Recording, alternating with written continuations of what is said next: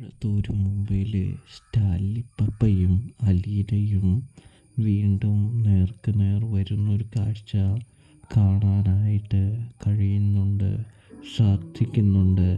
പ്രേക്ഷകരെ, പ്രിയ കൂട്ടുകാരെ, അതായത് സ്റ്റാൻലിയാണെങ്കിൽ അലീനയുടെ മുമ്പിൽ വെച്ചുകൊണ്ട് തന്നെ പറയുന്നുണ്ട്, എനിക്ക് അനാഥാലയങ്ങൾ ഇഷ്ടമല്ല എന്ന്. ഇതേ സമയമാണെങ്കിൽ അനാഥാലയത്തിൽ വന്ന് എന്നെ ഇഷ്ടപ്പെടില്ല എന്നങ്ങോട്ട് പറഞ്ഞാൽ പോരെ എന്ന് ചോദിക്കുന്നു.